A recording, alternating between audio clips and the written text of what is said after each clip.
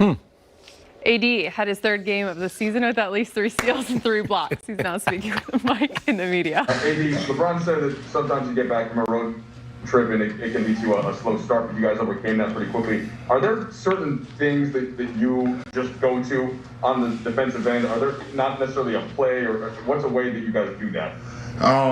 Energy and effort.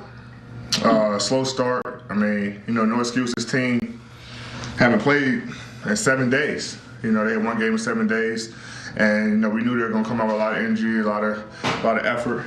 Thank you. And we were slow defensively.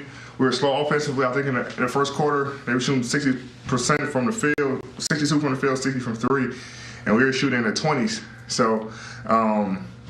It started with DS's ball pressure. He got 2 back-to-back steals and kind of got us going. We fed off his energy.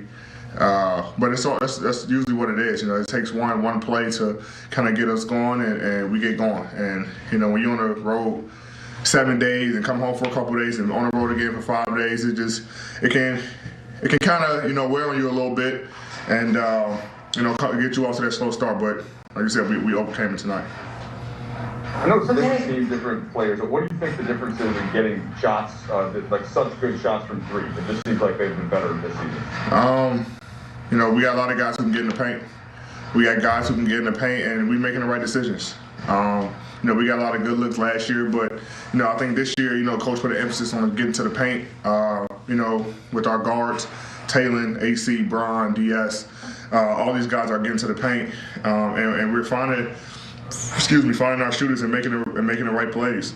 And, it's just the basketball style that we want to play. It's good basketball. And, tonight that's how we're able to kind of open the lead up a little bit.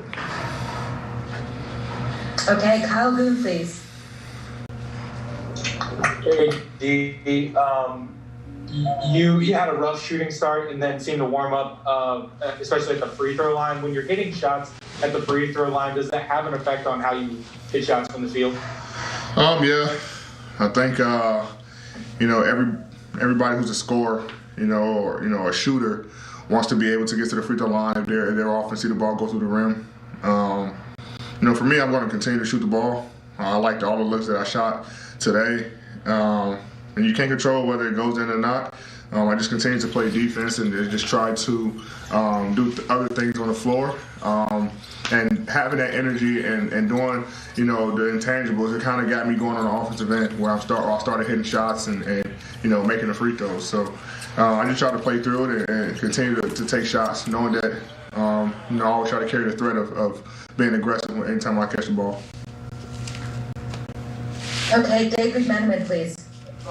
Hey, Dan, I'm only asking you this because Frank came out and said earlier in the week that LeBron is the best shooter on the team. You have KCP move up the Lakers all-time three-pointers made list. Yeah. You're shooting way better from 3. LeBron's shooting second best 3 of his career. Do you rank the shooters on this team?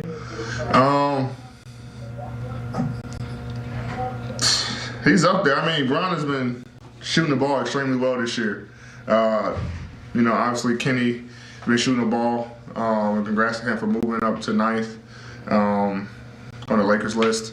But I will have to say, Kenny is always, our guy who we look to for shots. Wes is, still struggling to find a consistent 3. He's getting open looks, but I still put Wes up there. He's a sniper.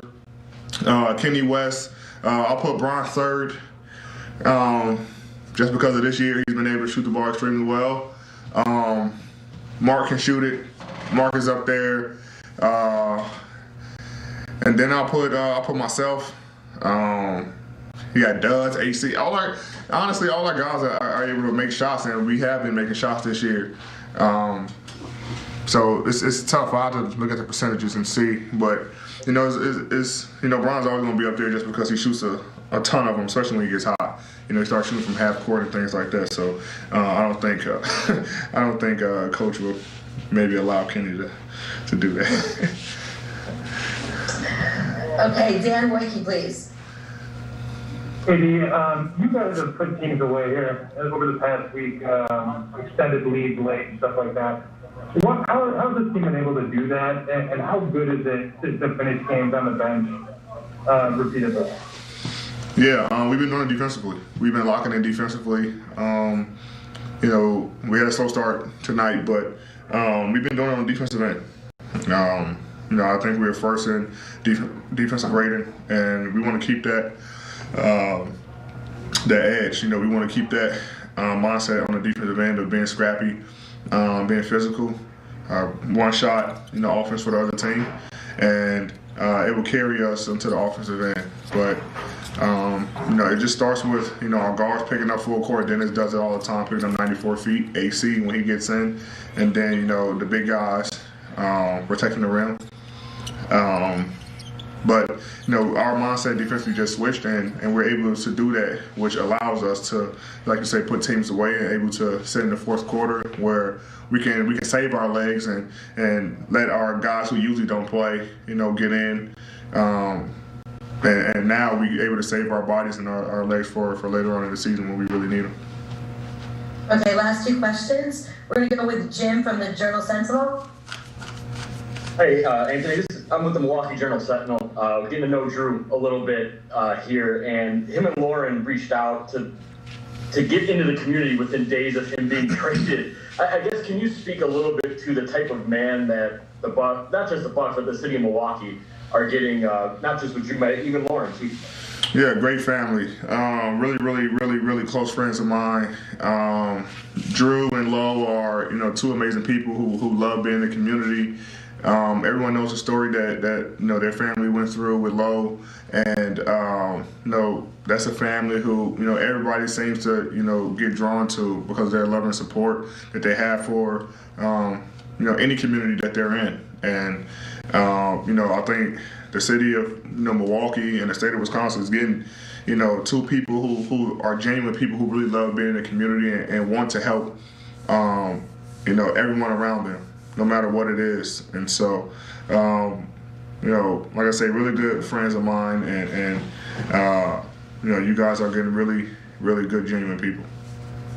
Okay, last question, Claudia Jestro, please.